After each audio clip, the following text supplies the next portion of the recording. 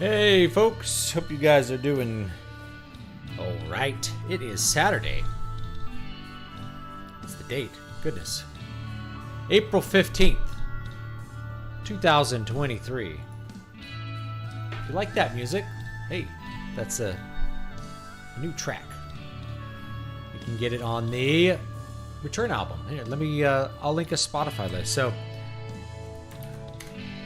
if you like the music and you choose to buy it on Bandcamp, you'll actually get a free PDF version of Afterglow Generation Y, which, if you haven't bought that one, you've probably heard a lot of the things that are already on it, because I tend to record them, just free on the channel and put them out as little audiobooks. So almost everything in that collection is already available in audio form free on YouTube. I think there's maybe one or two I haven't recorded yet, which I should get around to. I think audiobooks are picking up again, so I need to get that diversity going. They're kind of labor intensive for the amount of sales that you get. People ask sometimes, like, why, and I get a lot of solicitations from people who want to record my audiobooks, by the way. And I almost always have to tell them no, because it's just not economically viable for me, or usually for the recorder especially. So for instance, if the person who wants to record the audiobook wants to split royalties, they're going to get very poorly paid, because the books, as good selling as they might be on their own, you're only going to sell a fraction of that in audiobook form. So if I'm selling 1,000 copies of it in ebook and physical copies, I'll sell 20 audiobooks, right? So it's really not worth your time to record it for 20 copies unless it's, unless your just time is worthless, right? So that's why I tend to record them on my own, and a lot of books I don't record audiobooks of, simply because it's just too much work. In the case for Afterglow, it was like, because I put them out kind of one at a time, it breaks that work down into a little smaller chunk, makes it a little easier. I did have one person once, AI audiobooks. Actually, AI audiobooks to me have a lot of, hopefulness in them, because instead of me recording an audiobook, you could have the AI built into your app. That's what would be ideal. So rather than having to pay for a separate audiobook, you just buy the ebook, and then your app reads it to you using an AI voice that's maybe approximately good. Now, you're actually going to lose a lot of quality with that, but for nonfiction, I think it's probably fine. For a lot of fiction stuff, you could probably get the gist. There are audiobook readers who don't do any kind of character voices or anything.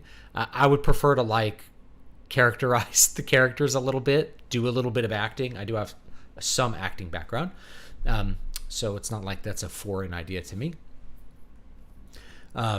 But think about the upside of that is that anybody could get into the audio space, even if they don't sell a lot of books.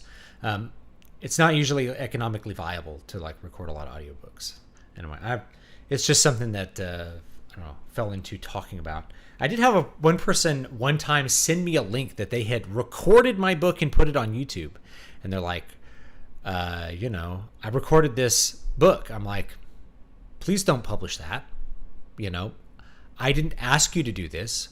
I didn't want you to do this. I wouldn't have paid you to do this. It wasn't worth your time to do this. And then you're going to create the illusion of some sort of relationship between you and me when there isn't one. I think the guy was trying to drum up business. I already recorded it. Now let's engage in a business contract. I'm like, no. In fact, that makes me want to never, ever do business with you ever again. And not let anyone else do business with you. To unilaterally do something like that. It's like going into somebody's backyard and building a gazebo and being like, hey, I built a gazebo. Would you like to pay me for the gazebo I already built? It's like, no, I didn't want a gazebo. If I did want a gazebo, I would have done the usual business of finding out how I'd like to build it or have it built.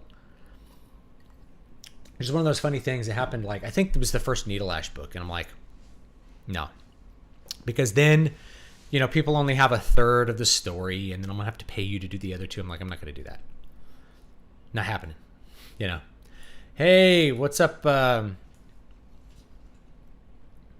Gen Z Val? That's a cool handle. What's up, Adrian? Been a while since I caught one of your streams. Have you been well? How's the new house? It's okay.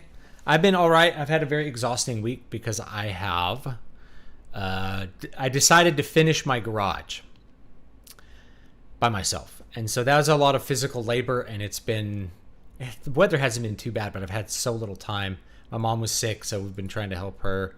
She had anemia from like a bunch of ulcers, which is crazy. And I think they were from taking pain meds for arthritis. So, you know, one pebble knocks down another and you end up with a landslide. How was your Easter? Easter was good. Spent it with my grandmother, my kid's great grandma.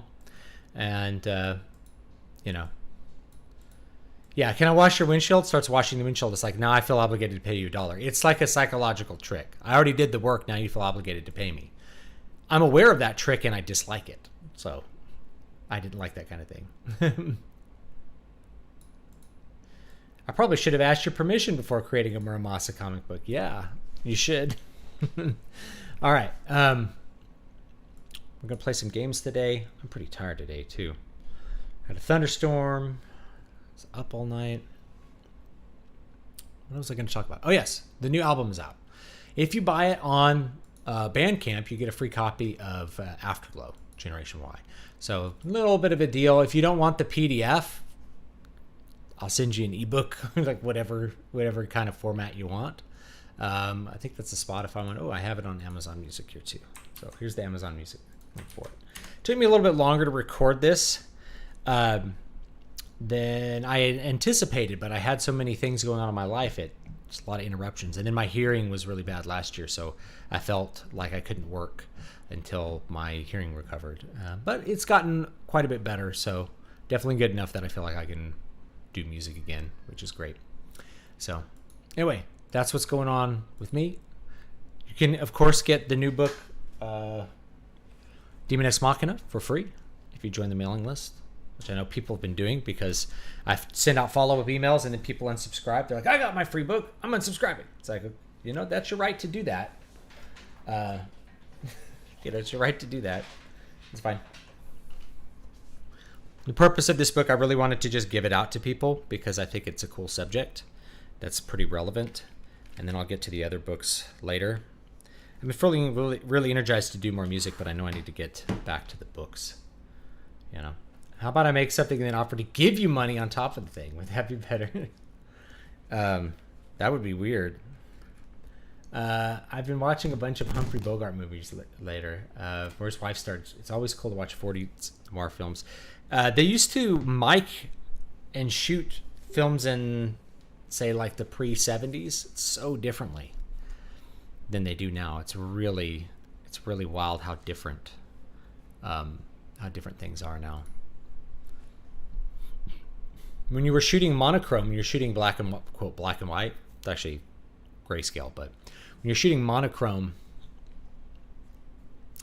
there's all kinds of different things you have to do. The makeup was like slightly green to give the correct like lighting across the face that they wanted for the shot. Monochrome cameras had to have a certain kind of exposure, so the lights were super bright, like just blindingly bright. That's why movie stars are wearing sunglasses all the time, is the lights on set were so bright that you couldn't see anything. That's how bright you had to light the sets back in the day. They were just unbelievably intense, which now is not that necessary because you have such better camera technology.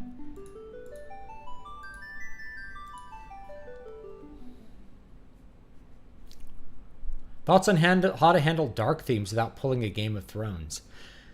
I don't know. You need to have characters who are good and are able to work against the darkness. The thing about Game of Thrones is that first book I thought was very good. And it was good because you had Ned Stark, who was a good character. And being a good character, you wanted him to succeed. And so when he died at the end, spoilers, when he died at the end, you just kind of I felt like the whole story ran out of steam. There's just not that much reason to go on. All the characters that survive and continue on are more contemptible than the last, you know. I think we have a boss fight up here. I don't know if I need to prep for this at all. Let's see. A little loud. Ba-dup, ba-dup, ba-dup. Let's see what we got.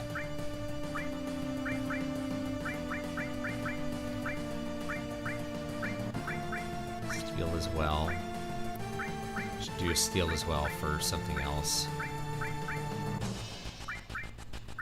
Because it's not working.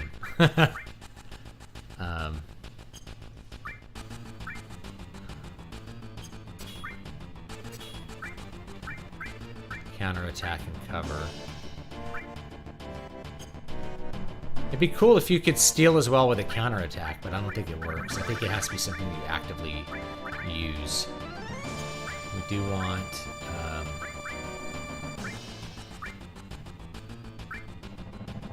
revive magic.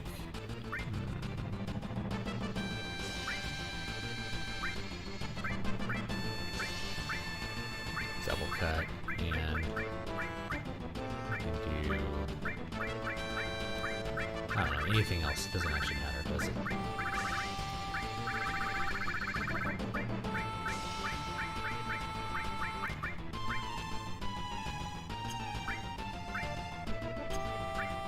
Let's take Phoenix off here. Let's put double cut. Let's put double cut here.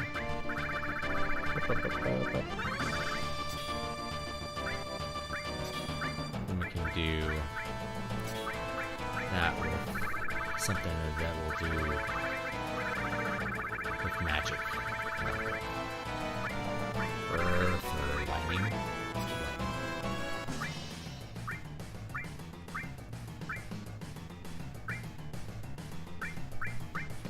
Death blow, steal. Let's do steal as well on that, because we're going to use that for all of her attacks.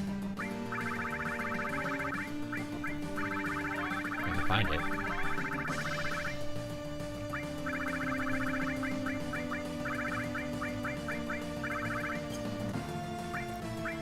Oh wait, I already did it on him. Never mind. Yeah, we'll keep everything the same here.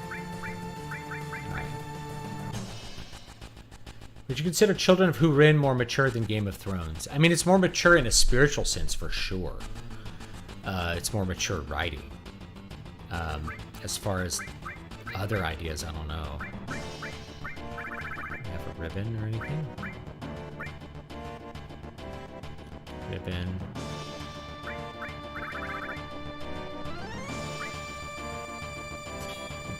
No, we'll try Fire Ring. I don't remember what this next boss is, so let's find out.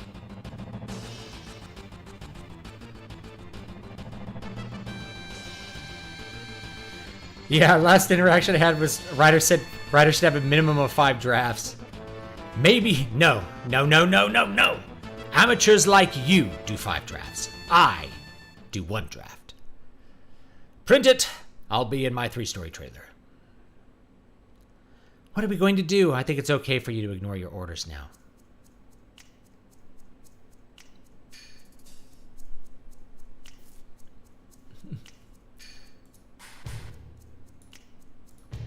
Amateurs like you do 1 take. I do 2 takes. I do 1 take.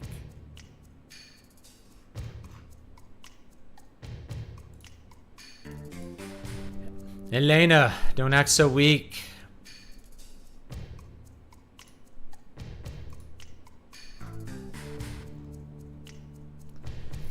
We're Turks, Elena.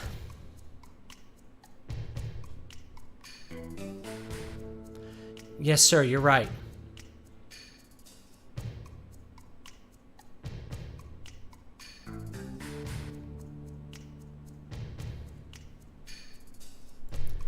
Come on, we've got work to do. I'm not really up for it, but our orders were to seek you out and kill. Our company may be in turmoil, but an order's an order.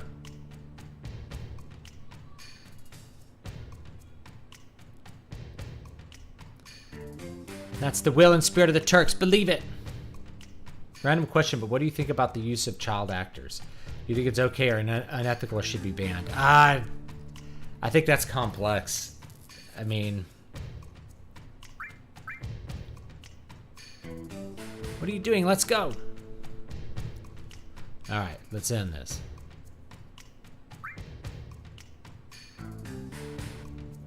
I don't know. That's a complex question.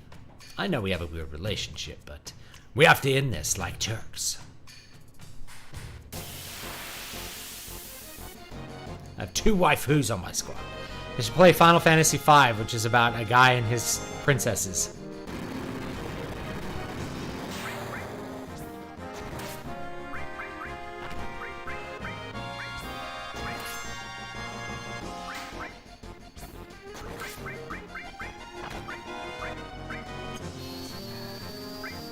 Let's see what I want to do here.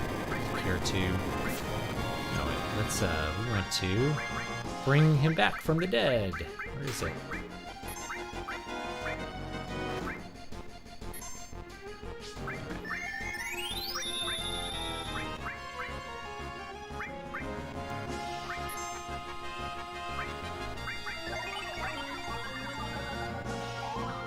Uh-oh. Got charmed. I'm gonna clear Tranquil the bad guys. Nope, it still worked on my guys. Cool. Turklight! Ouch. Couldn't steal anything. Let's do Big Guard.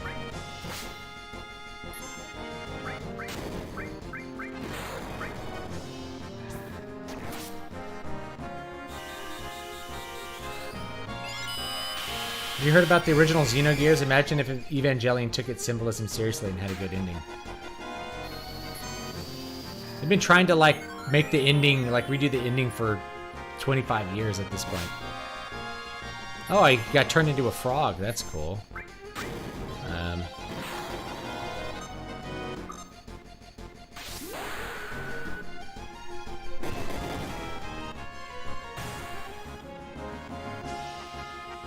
Take that!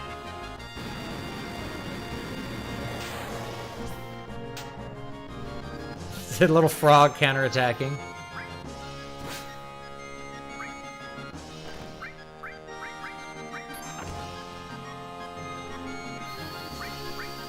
Let's see if I have a maiden kiss. There we go.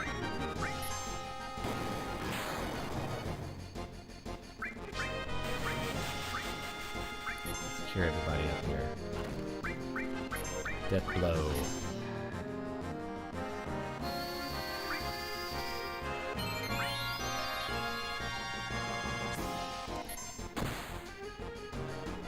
Yow, that hurts!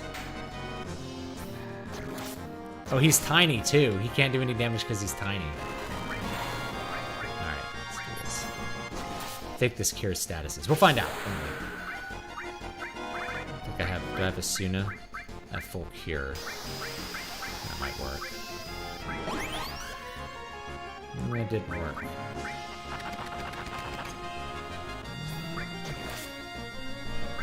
Steel.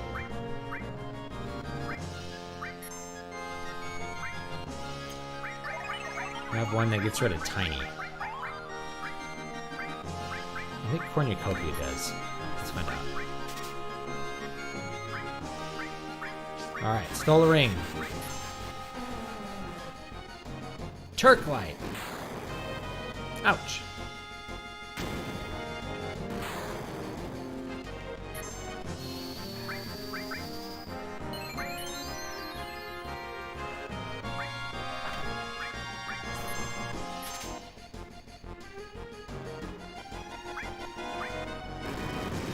Oh, Asuna, that'll do it. He has haste though, so that's pretty good. But I don't know. Cure him, I guess. Dang it.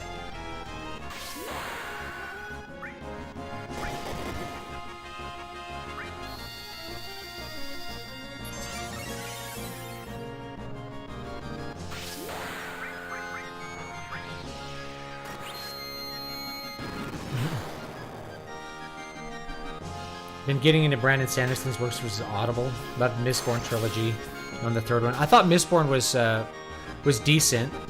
I really liked the first Way of Kings book, but I don't like any. I liked Way of Kings, which is the first Stormlight Archive book, but I don't think I liked anything after that. Take that. Hey, we might lose this. It's good fun. I Phoenix down the boss.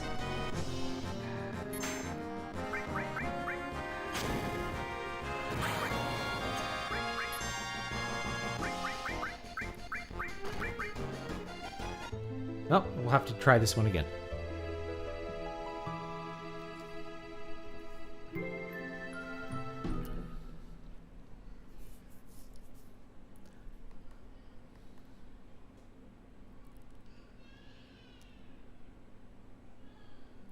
Continue.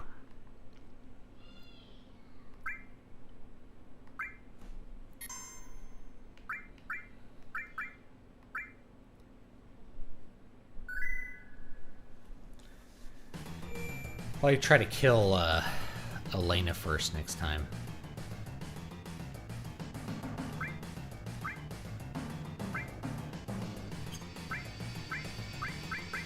Let's see what she's got here. These are all good.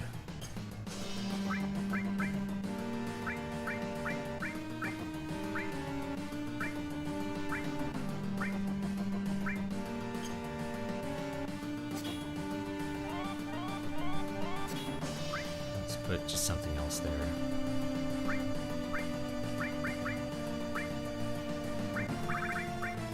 Doesn't matter what.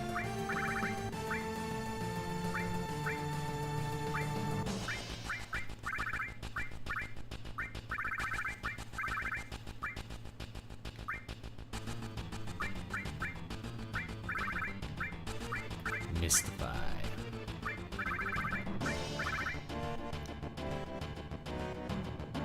That might work. We'll try it. We'll see if double cut actually does what we're thinking of here. The MP absorbent here is really good. I'll try steel as well. What do I have? Offense. Restore all. Fire all. Steel. Death blow. Steel as well. Right. Let's try that.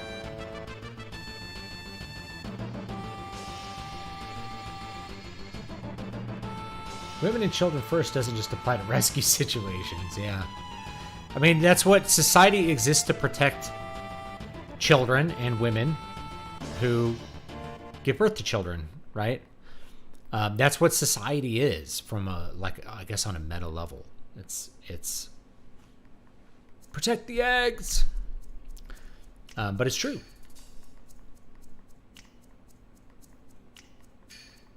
You know, from a purely biological perspective, if you live and your progeny dies, then you are dead. You know, because it's survival and reproduction. So yeah, you need to protect your children.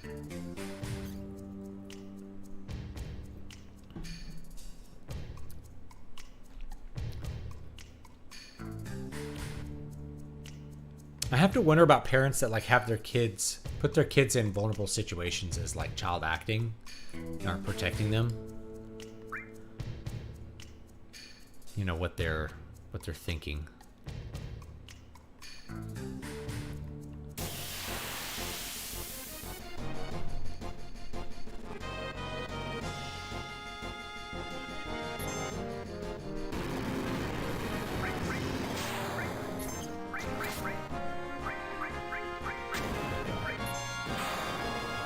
Always a good one to use. Let's see here. Let's see if Death Blow steals.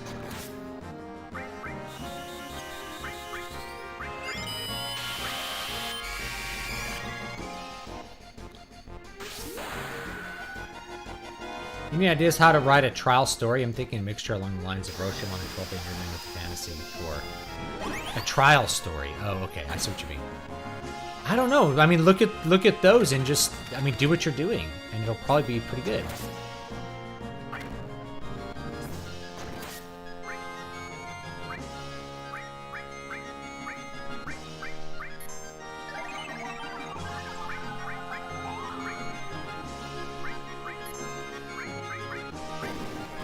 I don't remember if we successfully stole from her or not.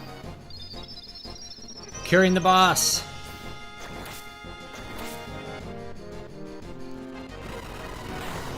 Grand Spark. Steal anything.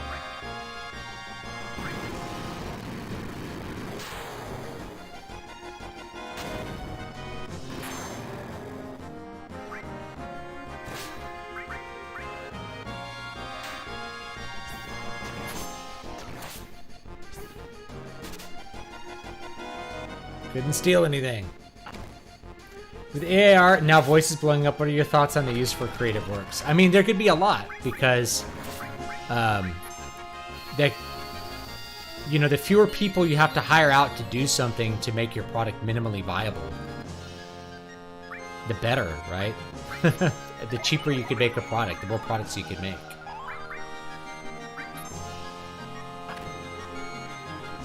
Alright, Cloud's dead.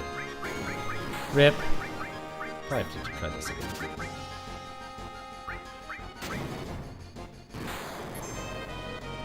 Not paying enough attention whether or not I stole something correctly.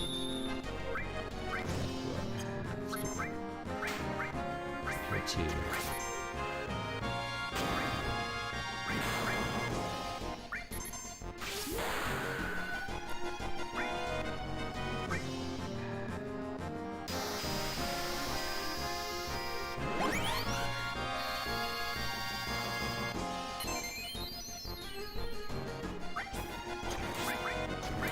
That's what I got here.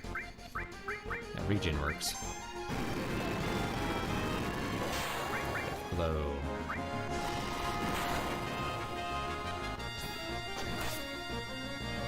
Electropod! Heals her.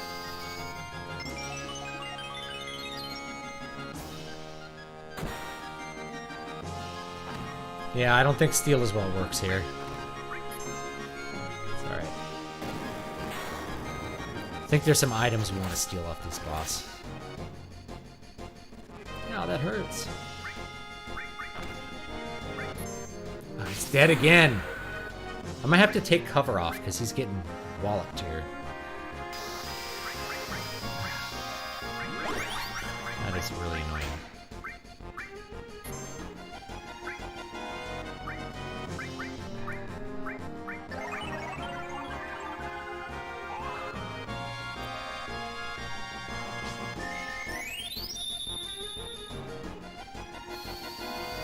There we go. I've been playing Elden Ring on my Steam Deck a whole bunch lately. Have you played the game? I haven't played it. Have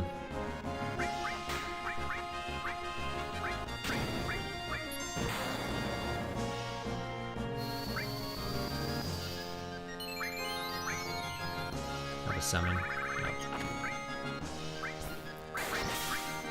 Yeah. I'll cure him every round.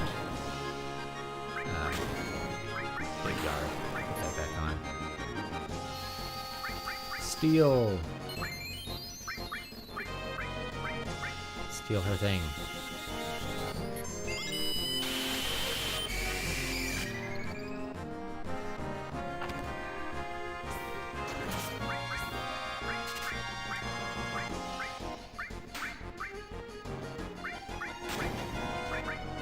Can't target Cloud. There he is. I don't remember what finishing touch does.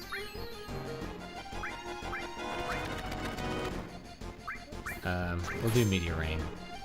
It's more damage, probably.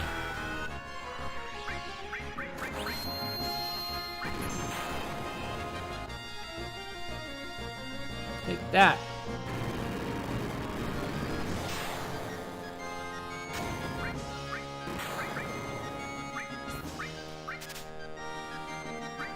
There he is.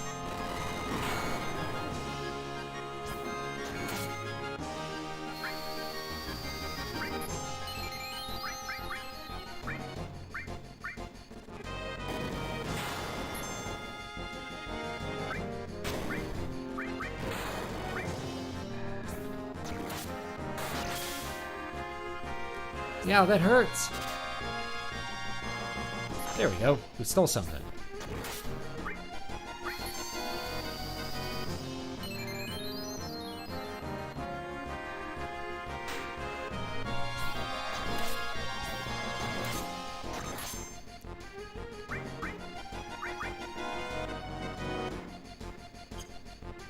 Oh, they're running away. I think I beat them. I only got one thing, though.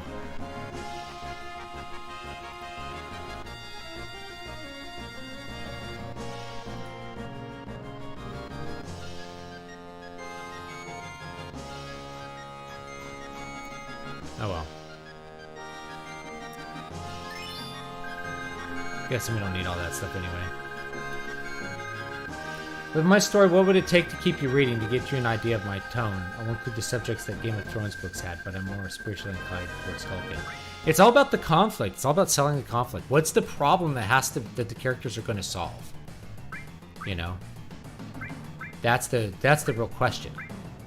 So if you can create a problem that the characters are going to solve that's interesting, then, you know, that's how you're going to do it.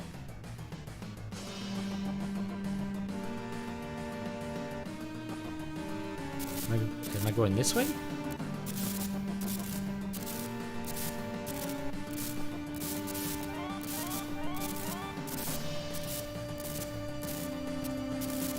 Which way are we going here?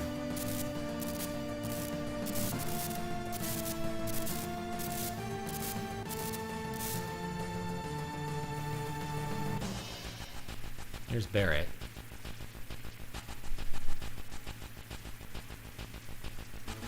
Leave this to me. Hurry to the cannon. All right. As a writer, are you more of a gardener or an architect? I would say I'm a architect. For sure. But I always leave a couple of, I always leave like a little bit of slack in every story, I guess. So that I can be creative.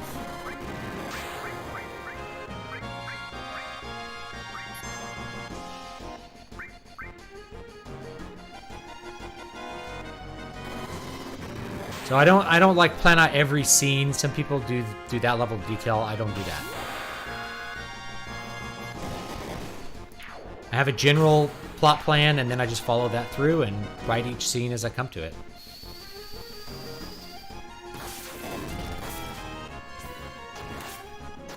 You know, if you're thinking of like a trial setting, right? You're talking about a trial, Jose? Yeah, okay. So a trial setting. An innocent person has to get off.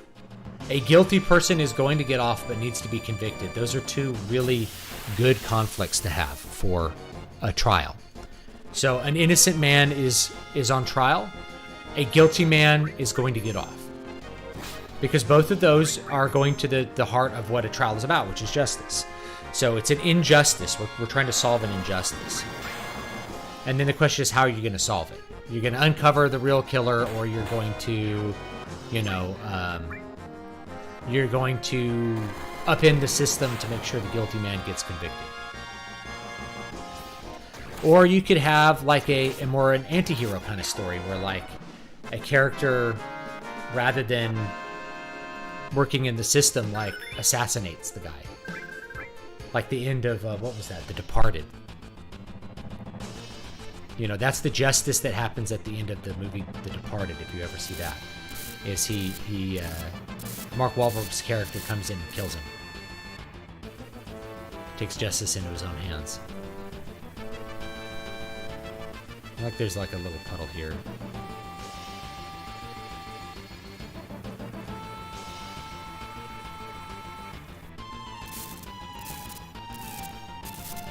The thing about being a gardener or like pants writing, like writing by the seat of your pants, is that you're going to have to do more work in the editing phase to clean things up, because where your plot was going may not have been readily apparent to you when you started.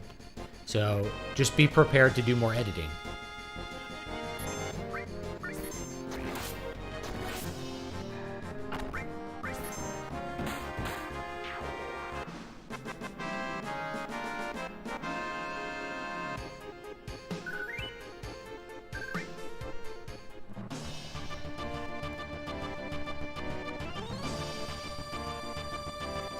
there's a treasure.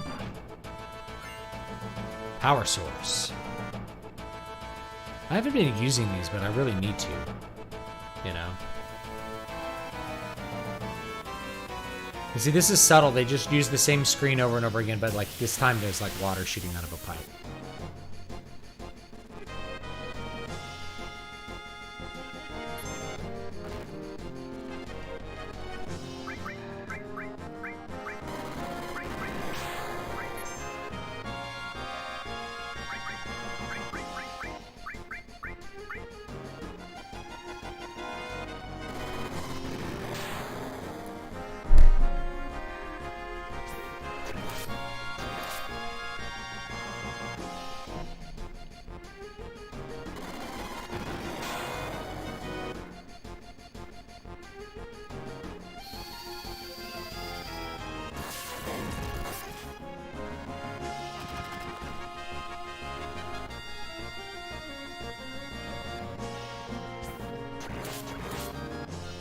Oh, he killed himself. Let's see if I can run away. Oh, this frame rate was tanking there.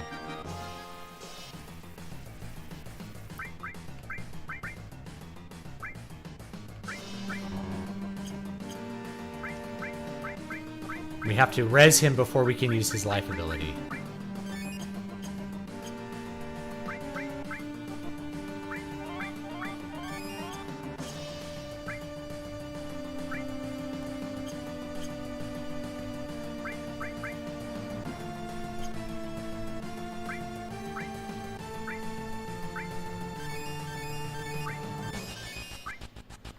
Boy, Cloud has a ton of health.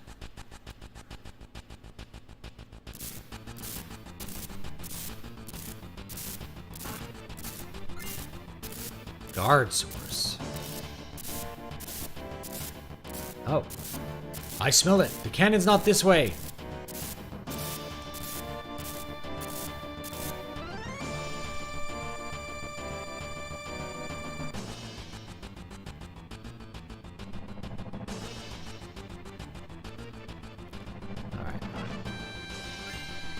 Mine source.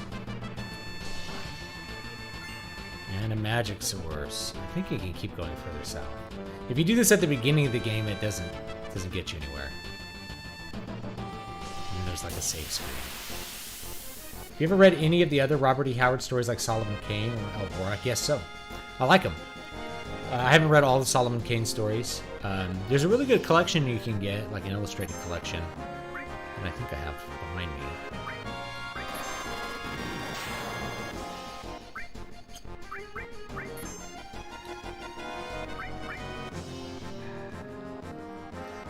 The treatment of time dilation in Prophet of the God seed was cool. I liked it. I was initially introduced to the concept in Larry Niven's books. Have you read that author? Yes. Funny thing, like Prophet of the God seed was number one on the sci-fi charts March 30th for some reason. 1,000 people like read the book in one day. I don't know why. Like Amazon decided to show it to a bunch of people. I don't advertise the book at all. So I don't know what is happening there. You know, one of the random things of the algorithm was like, you know, a bunch of people read that book. I don't know what W item is. What is W item? Is it something? W item. Use 2 items at once. Well, that's cool.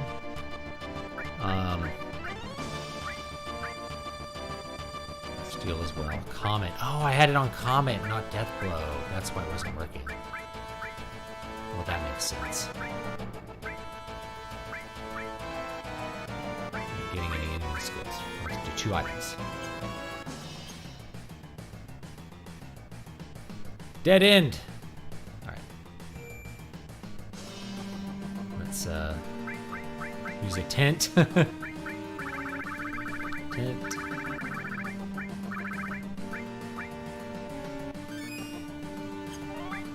What does chaos do?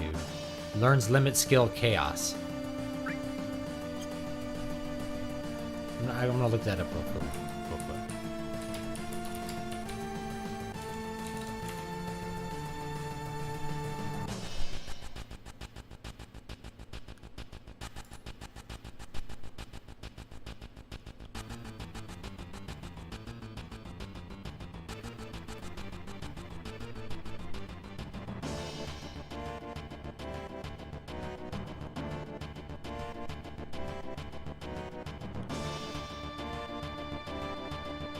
Oh, it's for Vincent. It's Vincent Miller, right? Okay. All right, that solves that. I was like, where did I get this? Okay. Let's see here. Luxsource. Cosmo memory. I don't remember what Cosmo memory is either.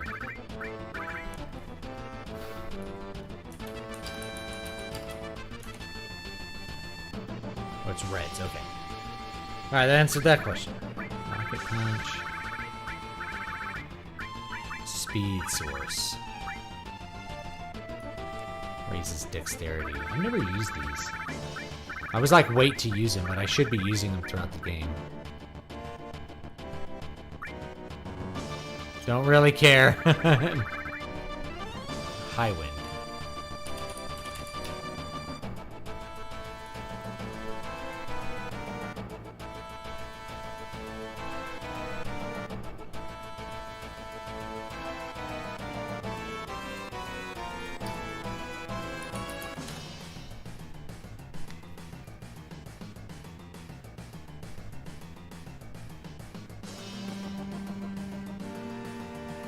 SIDS, okay. Guard source, we definitely want that for Cloud. And power source, there we go. What? Writing family conflict, I don't want to be a cheap and make my character an orphan.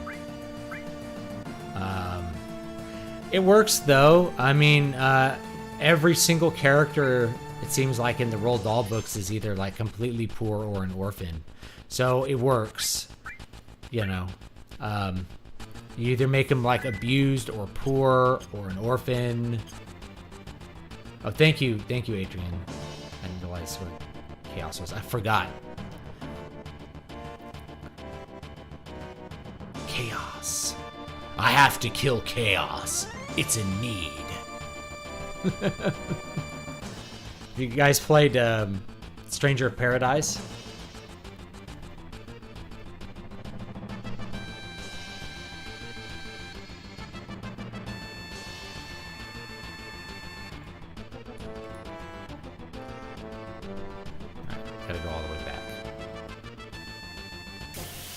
I think you could go left, but I don't know what it does.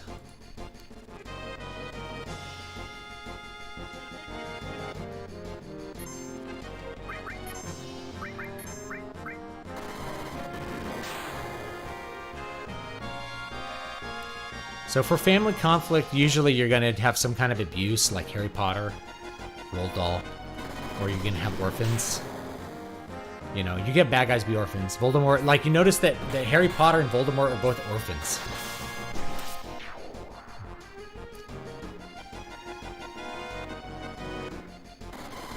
Forgive the poor grammar, I meant out of car. It's fine. You know, so orphans work. If a character is an orphan, then you also get like a really good, you can have a really good story about, you know, coming from nothing and achieving greatness, right? So generally, like, the lower the character starts, the more triumphant, like, the ascension. You know, since Adrian's in the chat and he read Mistborn, we have these, what's the name, what's the main character's name? She's a ska, right? She's a slave. Like, she's like an untouchable caste. So that's really important because then, you know, when the character becomes a hero, they're that much more of a hero. It's a little bit harder to do like a character who's a hero and who's a noble, but I've done it. So in Needle Ash, the hero is literally a prince.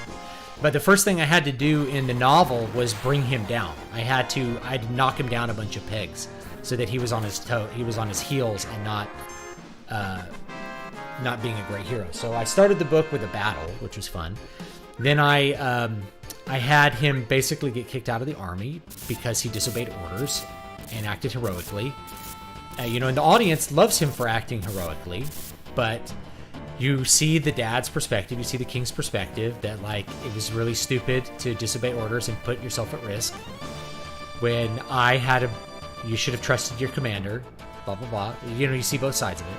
But it knocks him down a bunch of pegs, so he's on the outs. He doesn't have any power. But he's definitely a noble character with a lot of resources and a lot of wealth at his disposal. Brandon Sanderson tends to do the like coming from nothing quite a bit.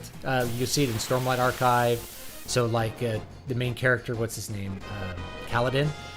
He's a hero, and then he gets knocked down by being falsely accused. Like, injustice is a really strong feeling that you can use to get people on your character's side. There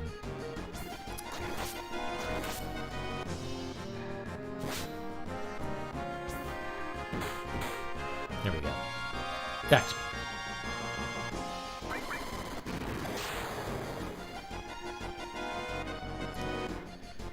So yeah, you have, like, the beginning of Way of Kings, you have Kaladin, who's a really heroic character, really heroic. And he gets punished for his heroism, and the next thing you see is that he's a slave. And not only is he a slave, he's a slave that exists simply to die, to be cannon fodder in the war. Like the lowest of the low. And from that, he rises to be a hero, you know. So it's really good. He does the same thing kind of in Mistborn, right? It's a classic setup. You have your hero start from zero, or you see that he's good, but he suffers some great injustice. Having characters suffer injustice at the beginning of the story really makes you sympathize with them. Harry Potter is an example of the other kind that I talked about, abuse. So if the character's really abused at the beginning of the story, you're really on that character's side. You want him to succeed. You care about him. You have a lot of sympathy for him. Dalinar in Way of Kings is also a prince. A high prince, in fact, who acts heroically and honorably as well. Yeah, that's true. He's kind of a secondary... He definitely develops into like a secondary protagonist as time goes on. And as a hero, he's also like limited, right? He's constantly in conflict with the other nobles. So you get kind of both sides of that.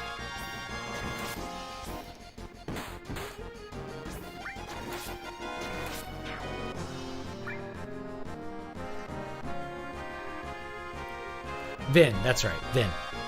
Vin in Mistborn. And she's a Ska, but she's also able to be an Allomancer. And she has a mentor who is really on her side because he's got a chip on his shoulder and being a Ska. And they kind of start as rogue bandits, but they have noble intentions. Like, there's a lot of good stuff that works at the beginning of Mistborn, and really throughout it.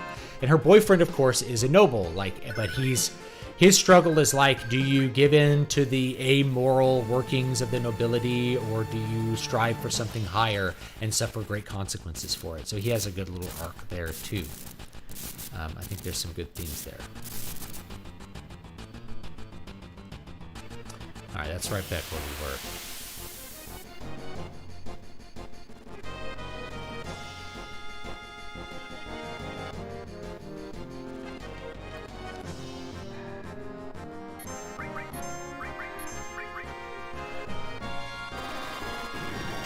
What about writing redemption stories? I'm thinking of the lines of characters like Revy from Black Lagoon or Jaime Lannister. How do you go about making it realistic?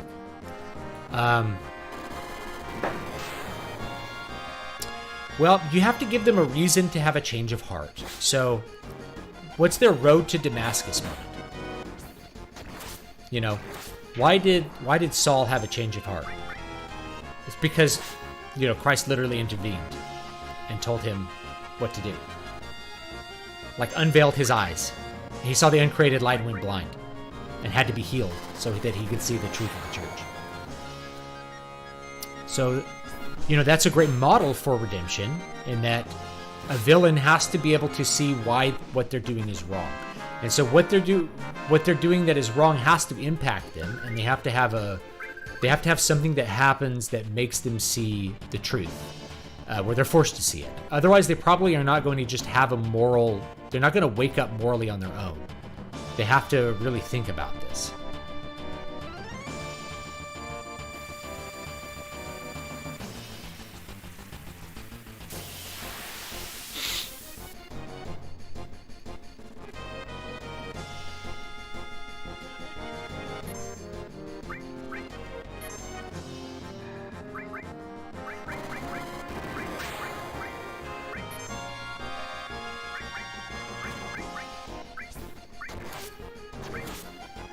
Oh boy.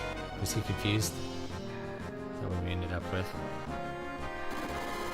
Oh, my guy's gonna die.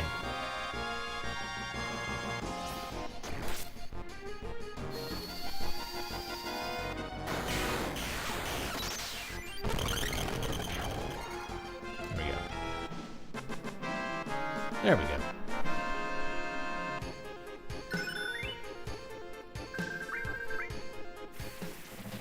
Drop some good items there.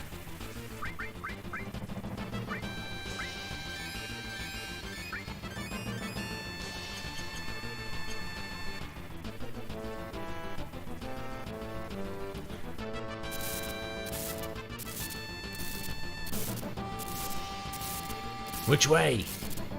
Damn it, piece of shit cannon.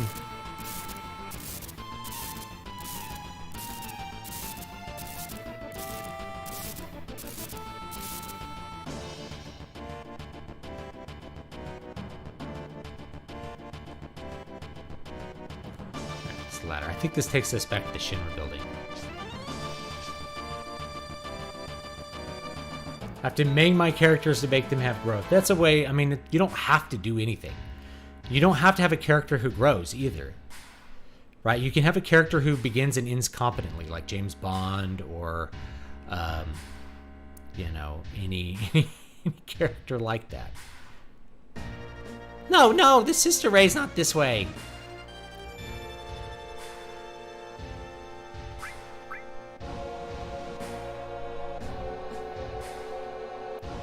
But it works that way. Like these are ways to get the. It's kind of save the cat, kick the dog. If you've ever, I'll do some content on Save the Cat. It's a terrible screenwriting manual, but there's like points in it that have become kind of ubiquitous. You have your character do something virtuous at the beginning of the story, and then the characters are on the side. So they save a cat, and kick the dog is the other side. You have your villain do something bad at the beginning of the story, so that you know he's bad. Darth Vader chokes a guy to death at the beginning of Star Wars, so you know exactly what's up with it. You know, so those are things that you do, but you can make a character suffer injustice, and it does things like that. You make a character come from a bad place, like being abused. It gets you on their side. You want to see them get fixed. In the real world, most abused people are really broken. But as far as stories go, because we sympathize with their brokenness, we really want them to succeed and grow and be okay. Any advice on writing comedic stories? Comedic scenes and stories. I realize humor is rather subjective, but I'd still like to hear your thoughts. Yeah, it's mostly about, you know, think about sitcoms. What makes things funny, and the way humor really holds up in a book tends to be about the situation being funny. If the situation's funny, you know, using things like dramatic irony, things happen different from how you expect. Words are not used in a literal way. Even slapstick. People fall down and spill coffee all over themselves. You know, referencing things like excrement are funny to people. They just are, you know.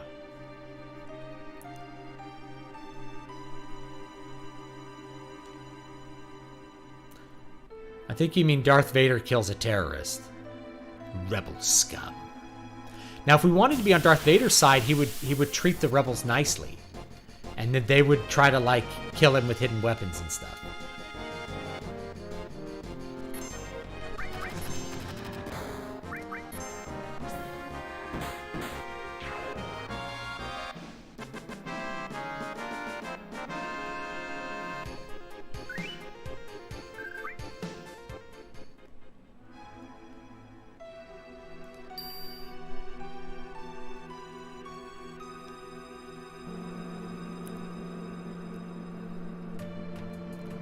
Oh, it's taking me all the way to the top, which is not what I wanted. Right.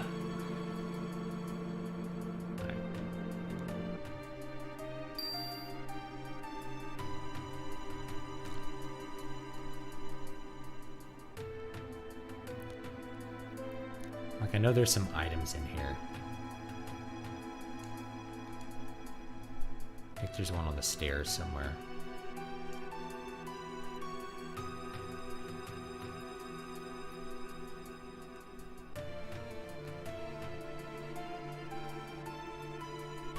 the stairs. Maybe not.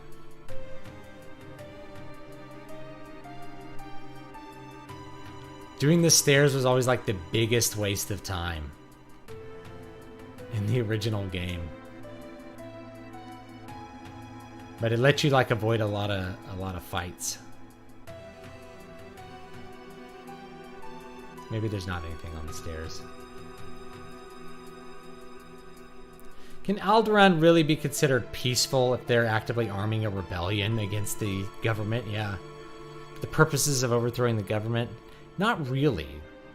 But we set all those things up. Like, 5 billion people shouldn't be blown up, though.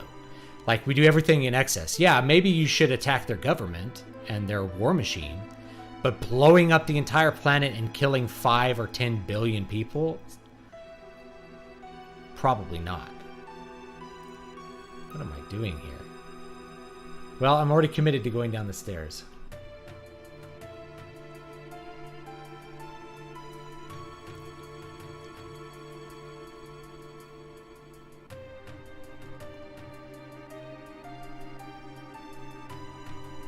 Wait, is this the item? There it is.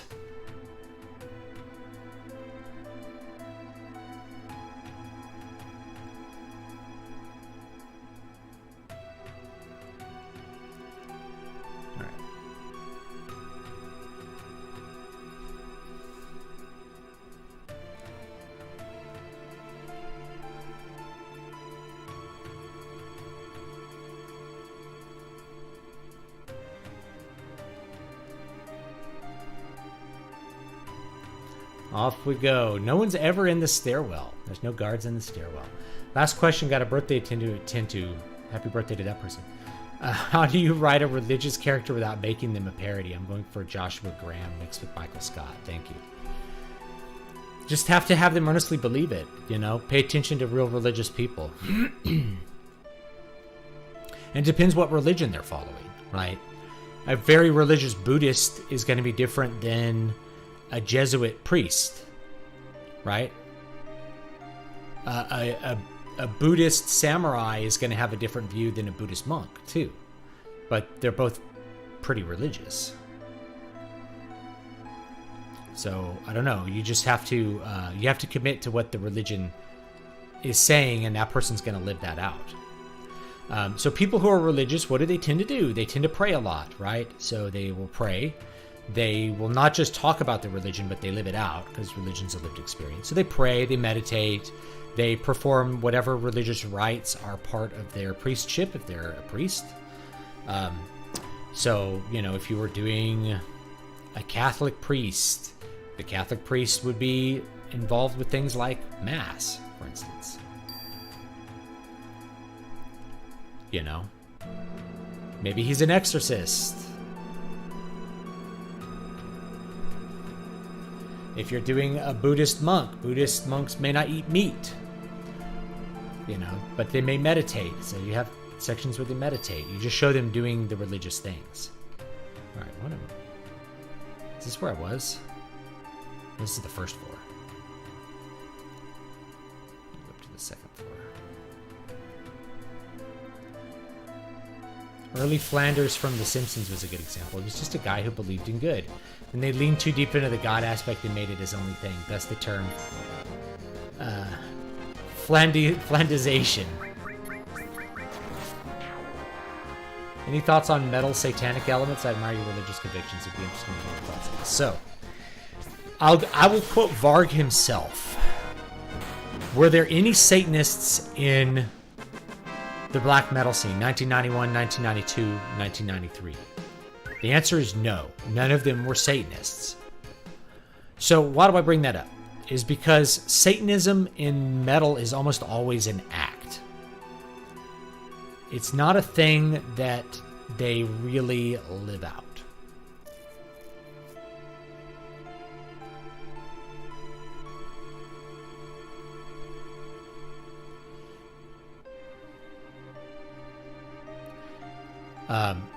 The bands that actually do try to live out Satanism... Wait, here's the story. Here it is. Like, what's his name from Dissection? Like, killed himself.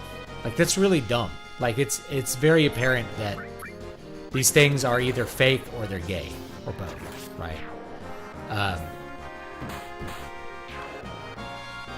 So given that it's an act, I don't know, how should you interact with it? You should interact with it the way that you interact with most horror things, right?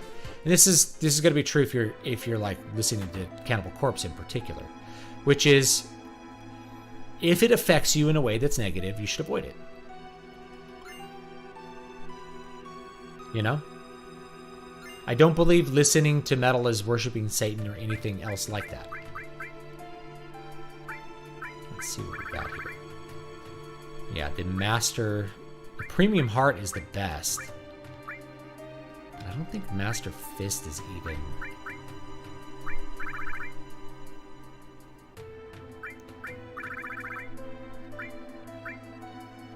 No growth. Not normal growth. We'll keep what we've got here.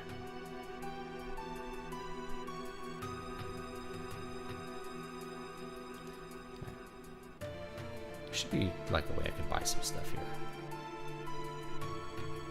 Should be like a little buy terminal. Welcome to the fully automated store. Place your order now. Yeah, so if something is distracting you or if it makes you think too much about that stuff, it's okay to avoid it. Most stuff that's like obviously anti-Christian, I just find too corny to listen to these days. So I don't really listen to it. And it's not like I have a big conviction of like, oh, I'm not going to listen to, Deicide or something like that. It's like, their lyrics are so corny, it's hard to take it seriously. I guess that's my bigger point. Let's buy another 15 of those bad boys. Never have too many Phoenix Downs. 5 of those, just in case. Tent. Let's buy another, like, 7 of those. All right.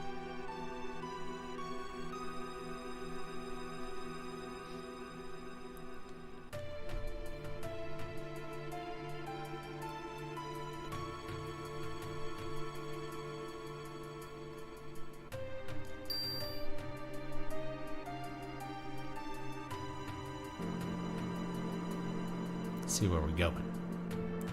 Any thoughts on... Oh, yeah, sorry. I just answered that. Yeah. Well, hello.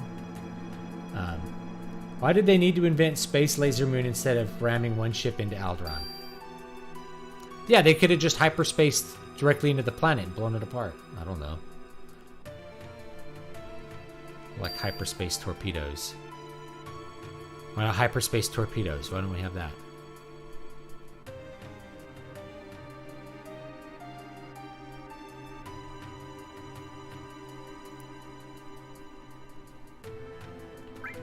Let's go to 463.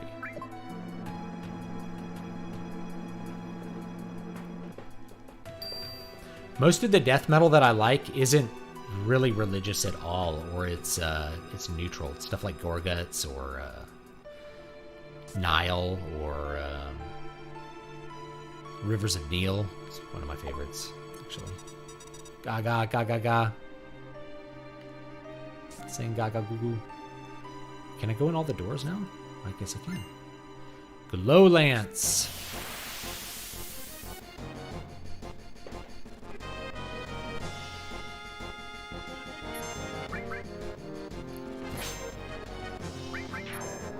Oh, these guys die pretty quickly.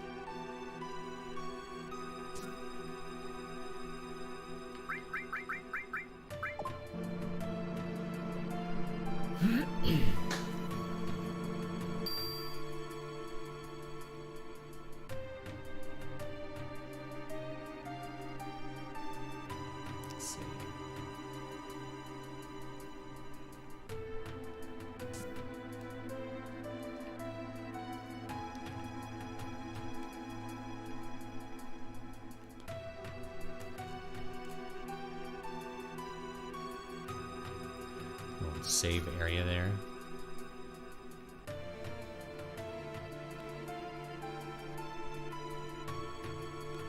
If we can find...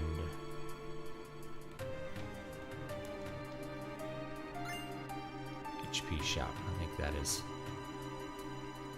what's his face's weapon? Catchy's weapon. Now, I think there's a vending machine here that's supposed to give you something, but you had to do something like back in disc 1, so I don't think I did it. Doesn't matter. This is not like a particularly hard game.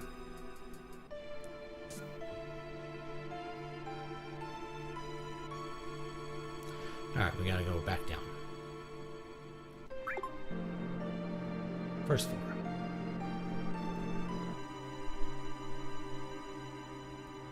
There we go. Alright. Onward! What time is it? Alright. Hang out for a little bit longer here.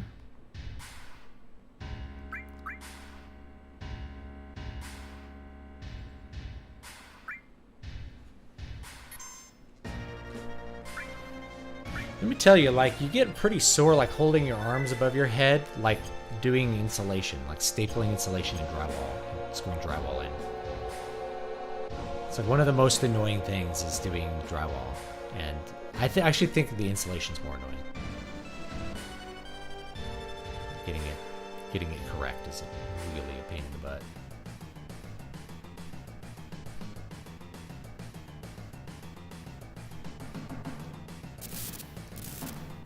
Go the other way.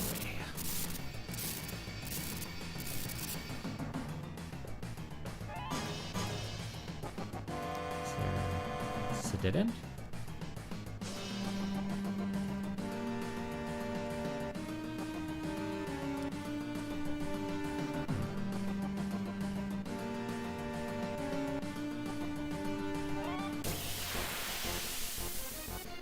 Because that's a dead end.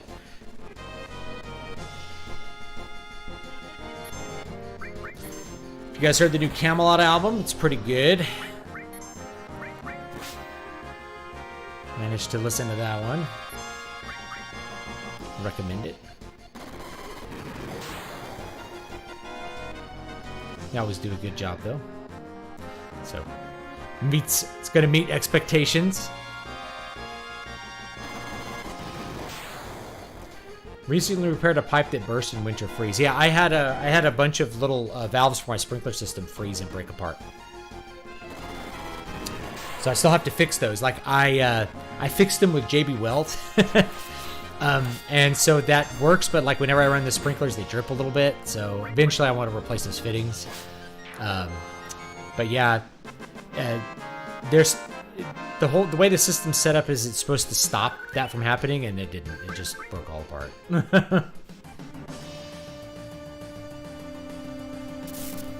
Luckily, the really hard part to find I was able to get from Amazon, which was like a section of this fitting made in Fresno, actually.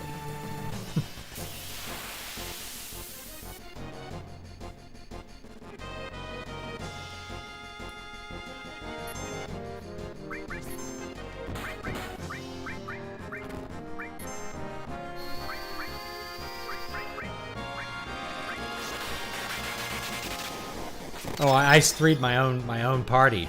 I iced them.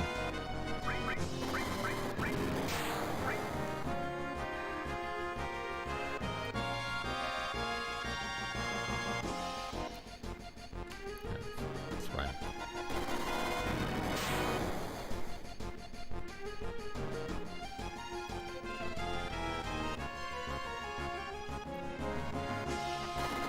Been going through Camelot's discography. Like them a lot. Also the same with Incepherum. Do you like that band? Yeah. Or Eincepherum. Is it Incepherum or Eincepherum? I don't know. They're good though.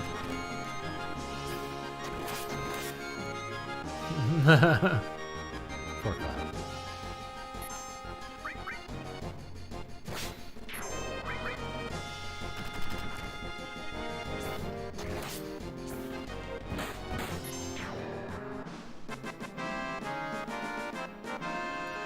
I'll be honest, I like Insephrum's first 2 albums a lot better than their catalog after that. Without Yari, I mean, they're still a good band, and I think they're good. It's just like they were a lot better with Yari. I hate to say that because like Yari's been kind of almost a non-starter in his own band. He's been so unproductive, but like the band was just better with him in it. I don't know. They're still good. They still do a lot of good stuff. They put out a lot more work, so that's good.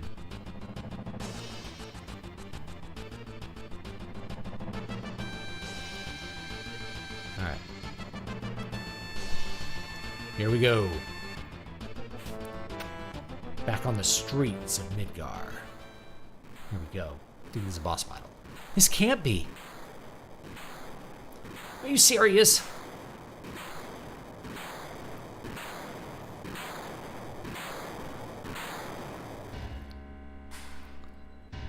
Let's check out this boss. What would you think of a monthly media discussion for the channel where the chat recommends you a book or show or some media within reason and you check it out over the month and discuss it? It's a good idea. It's hard for me to like make time for that.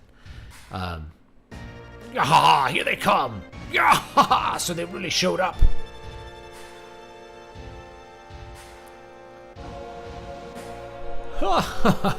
They're laughing.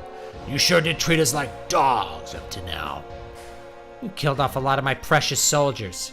Yeah, let's show you how to do. Let's see how you do against anti-weapon artillery.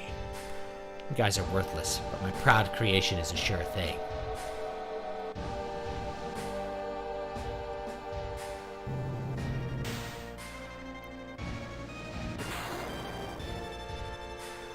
I'll show you the destructive power of the proud clod.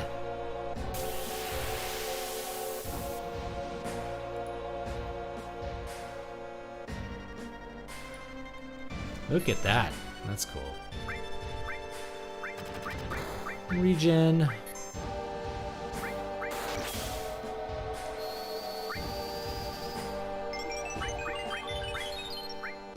Comet 2. Wrist laser. Big guard.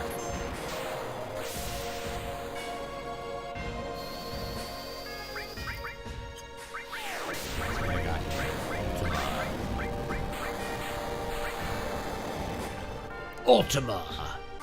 Nothing to steal.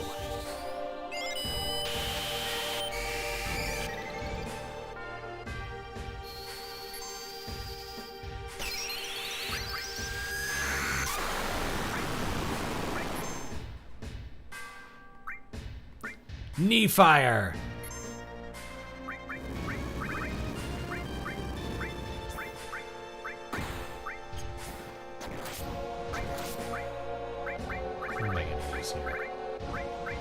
Ultima? Let's use Ultima again. Why not? Magic. Comment. Summon. Bahamut Zero. Just blow our wad here.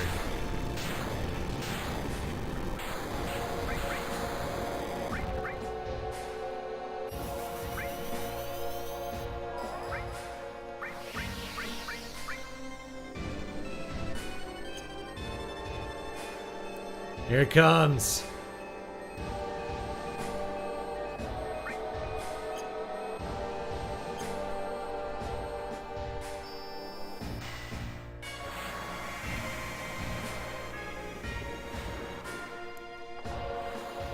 Look at the wings. This was so cool in 1998 or whatever.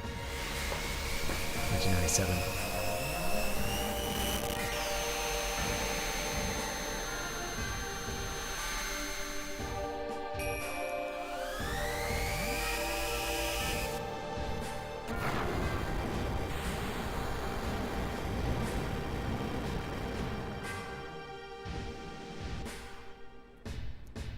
Hit for 15,000. That's pretty good.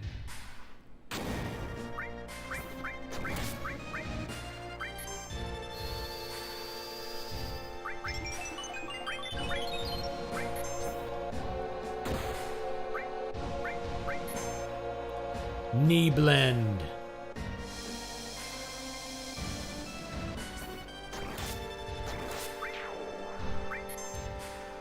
I like broke open his chest here.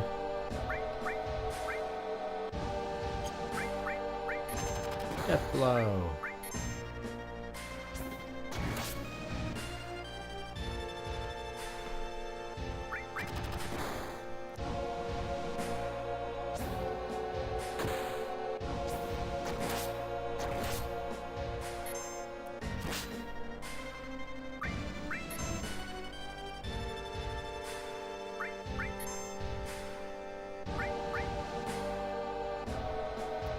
Oh, he's gonna shoot us with his little cannon there.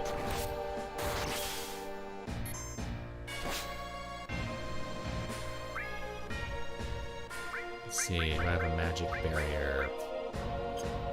Game barrier.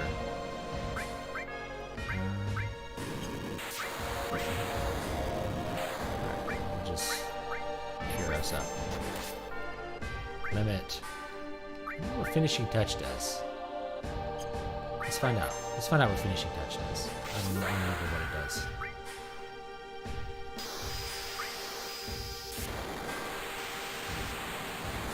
That's cool. I think Meteor Rain's better though. Huh.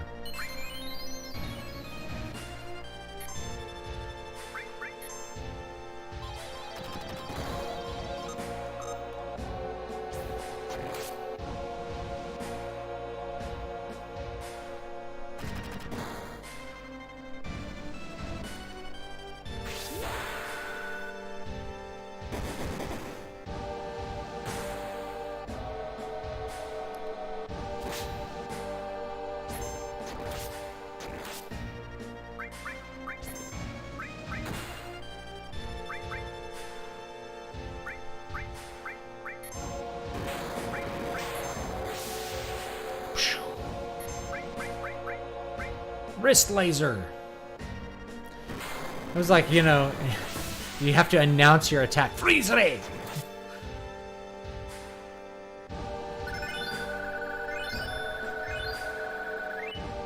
Dropped a lot of experience. That was not a difficult boss fight.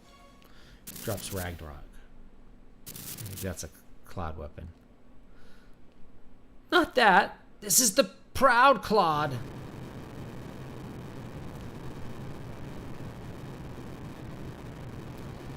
Whoa!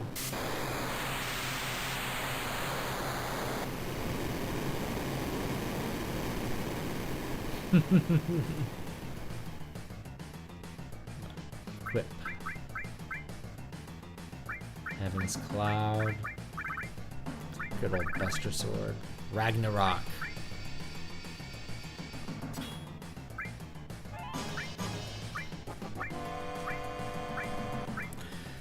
Should do some. Yeah, the double cut does not work with Empty Absorb. Ice All. We have a lot of links here, though, so I'm not sure if I'm gonna... Empty Absorb. I wonder... Let's actually do that with Empty Absorb. Do another all. Nice all. Lightning all. Restore all. These. Death blow. Okay.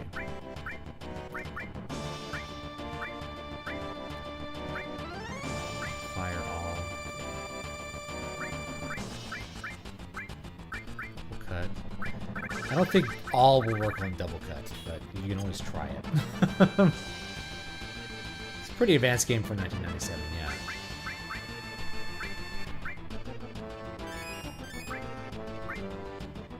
Run out of mana.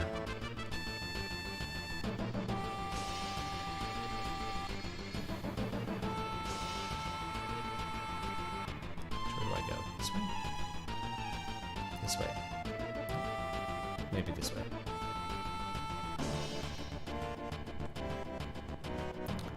Alright. Oh, some treasure chests. Misstyle. Armor here.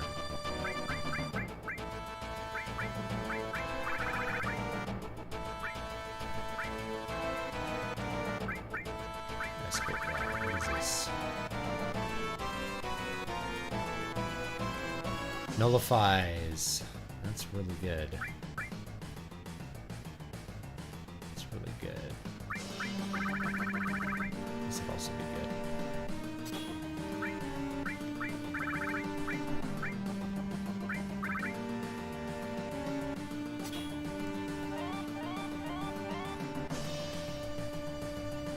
That's good.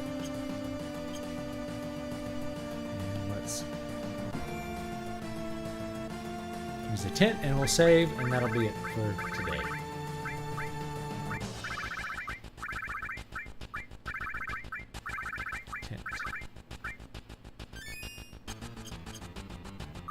Save.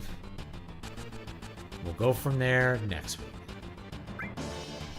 Or maybe during the week. I actually started playing Final Fantasy 15. Like on my own. I don't know if I want to stream that. I'm afraid it might be like kind of a boring game. Anyway, I think that's going to be it for today. Let me go ahead. Let's link everything again here while I'm got people's attention. Got too many things open here. Nope, that's what am I looking for? There we go. All right. So you'll get a free copy of the newest book. Join the mailing list. Newest album. Let's hit you up. If you buy it on Bandcamp for $7, you also get a free copy of the book Afterglow Generation Y. A lot of those come from the same inspirational area, so that works out for me.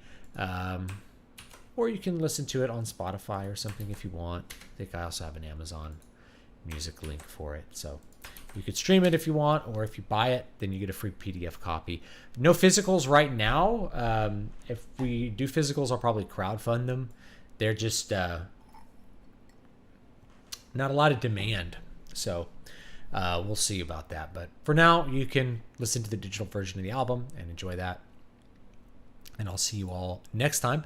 Have a great one. Don't forget to like, comment, and subscribe and all that kind of good stuff. And I will see you next week for sure. Have a good one.